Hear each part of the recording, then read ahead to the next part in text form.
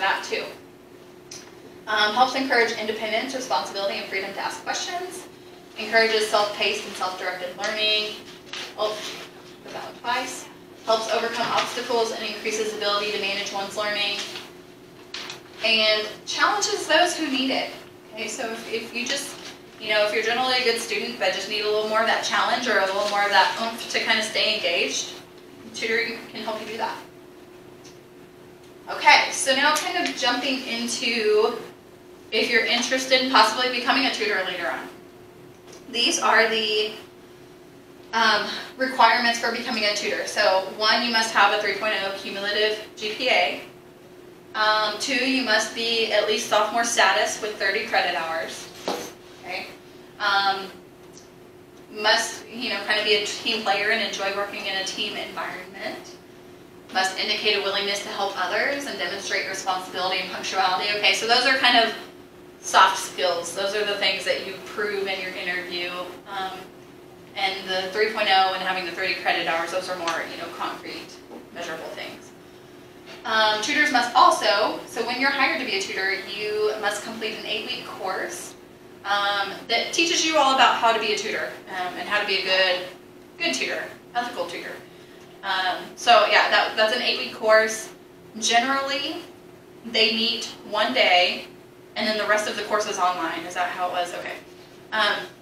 So generally, when you're hired to be a tutor, you meet one day on a weekend. So it's one Saturday, and I think it's like the Saturday after school starts.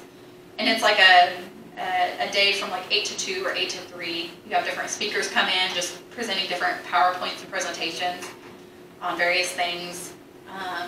So you meet that one day, and then the rest of the stuff is online. So, but again, you have to complete that training course to officially kind of be a tutor here at Southern. And then you must, whenever you're applying to become a tutor, you must have some faculty references. So, if you've got some good working relationships with some instructors and things like that who'd be willing to vouch for you becoming a tutor, you will have to provide those references when you're applying. And as I mentioned,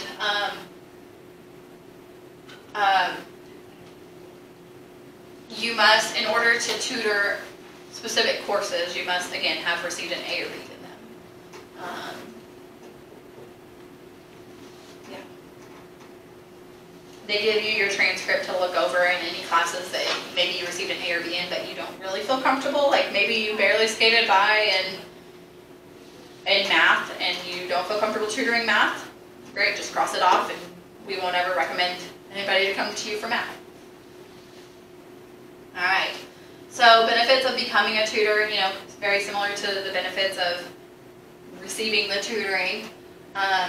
You kind of get a satisfaction with helping students do their best. It's good preparation for like graduate school exams and future career. It's a great resume builder here, something while also earning extra income, easy extra income. Helps you, I hear a lot from tutors that it helps them build upon their knowledge that they already had from a course that they've taken. So it just helps them better learn that knowledge because they're constantly going over it with the students they're helping. So, but it helps them to improve their knowledge, improves their study skills and test-taking techniques.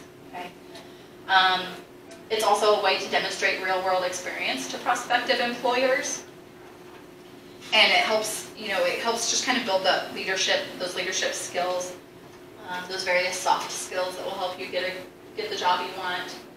Opportunity to develop intellectually, psychologically, personally, and professionally. So it's just an overall great thing to be involved in. So if you're at all interested in that, this is how you apply. You can apply one of two ways. So you can go to the Student Success Center website, and you can fill out the application at that link there, or they normally list their jobs on Hire a Lion as well.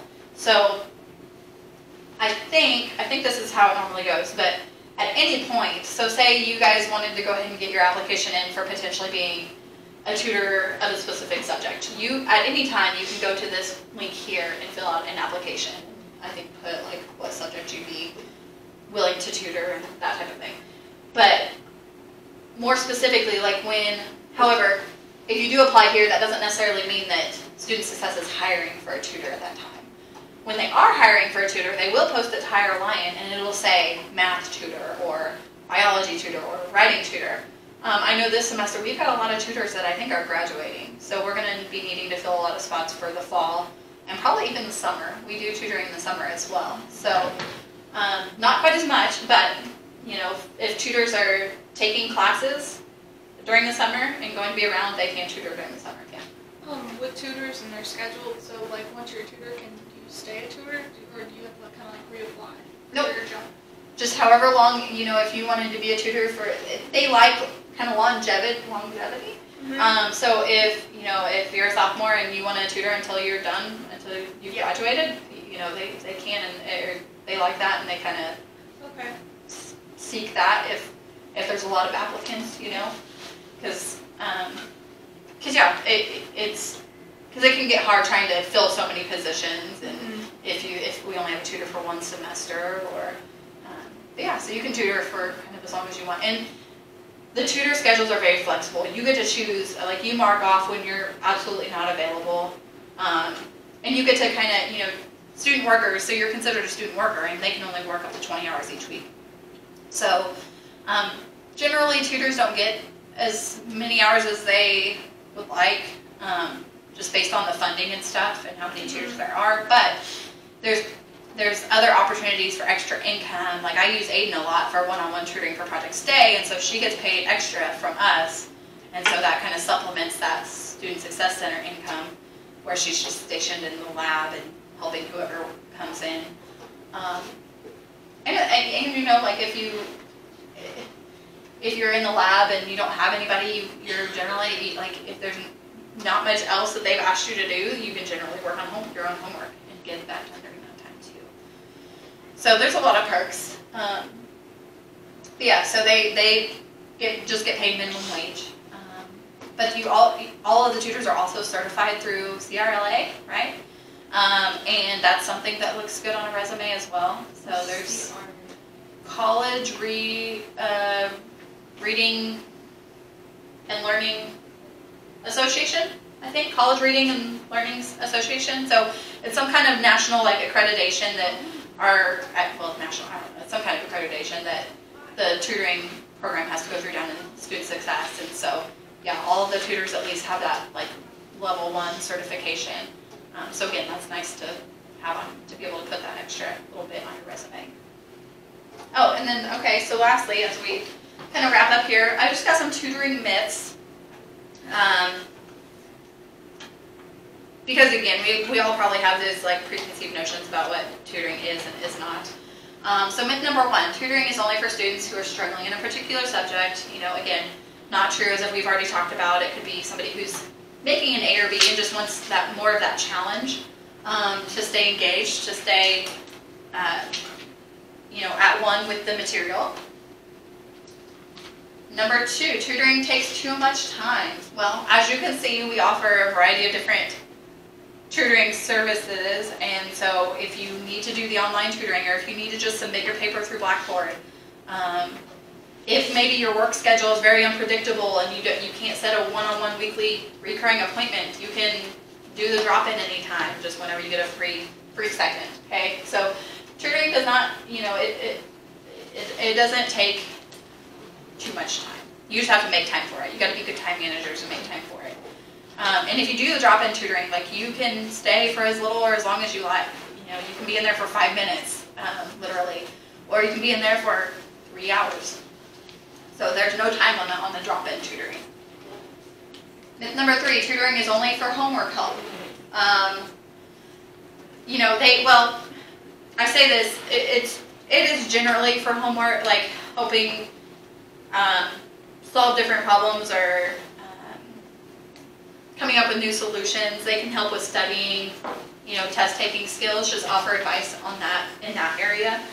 Tutors are not allowed to help with quizzes or tests. So, you know, if you come asking for help with a quiz or a test question, you know, they are probably going to tell you they can't help you specifically with that. They may be able to help you, like if you're struggling with a specific question, or like maybe you bring a quiz in and you got several wrong and you want to know what you did wrong.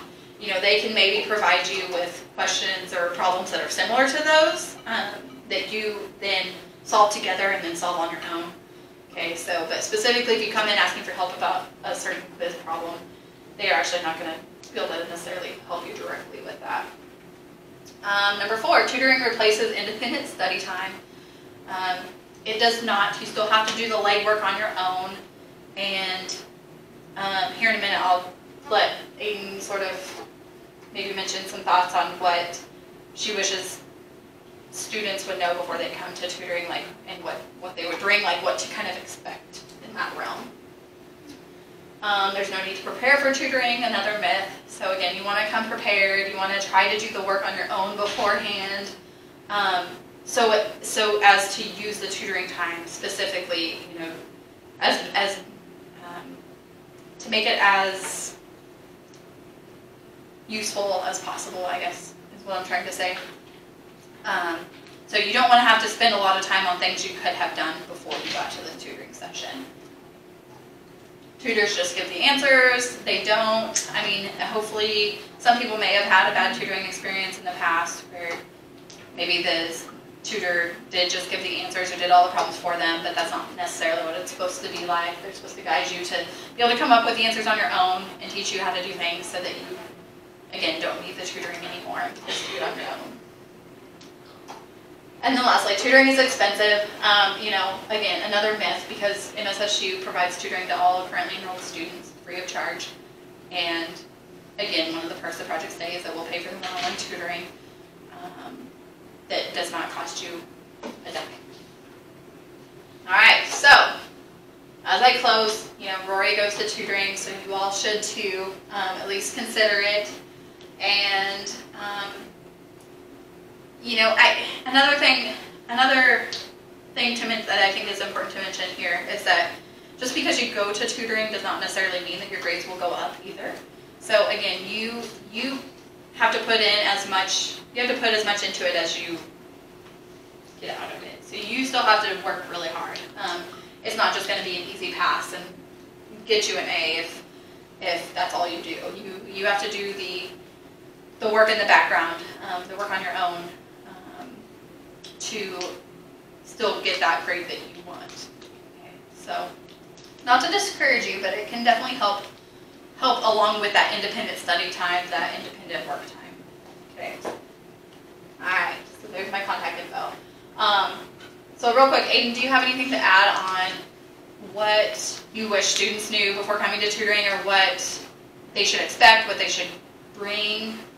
Definitely bring any notes that you have, especially if you want to come in for a class that we don't usually help out with. Like, I don't think we had anyone teaching the class you guys are talking about. Mm-hmm. But if you bring in notes, we could help you study or help you figure out maybe a concept that you didn't quite understand when you put it in your notes. So definitely bring your notes, because we're not experts in the subject. We just did good in the class. Right. So if you want our help, it's best to have those notes so we can refresh ourselves and then help you. And to try to take as good of notes as possible. Yes. All right, anything else? Bring your books to the tutoring sessions. I've had people show up without their books and I'm like, I can't help you. The problem was in the book. How am I supposed to? Even people that you might think are like really smart or don't need help, like the nursing students, I actually get quite a bit of them coming in. A lot of them struggle with a certain subject or just want a little bit more help, so smart people do come in for tutoring. A lot of our tutors go in for tutoring. Yeah, graduate students too. Yeah, okay, yeah. So, just, it's not a sign of weakness, it's not a sign of you're dumb and you can't get this figured out. It's just knowing when to ask for help when it's needed, seeking out those resources. So it's here, it's free, nobody's going to judge you. The tutors are required to uphold like FERPA standards, kind of like, which is like the HIPAA for hospital, for the medical field. They're not supposed to go around saying, oh, I tutored so-and-so today, or that type of thing. So your information is kept, confidential, and so you don't have to feel ashamed of going to tutoring or anything like that. But yeah, so hopefully you guys seek out tutoring, and if you have any questions, be sure and let me know.